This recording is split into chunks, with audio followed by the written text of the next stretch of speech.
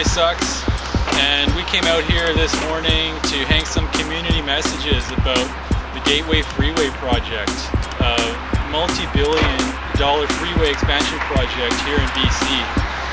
And while our Premier Gordon Campbell is in Copenhagen trying to paint himself as some kind of climate hero, he's actually a climate criminal and sabotaging our province's own greenhouse gas reduction plan by building these freeways.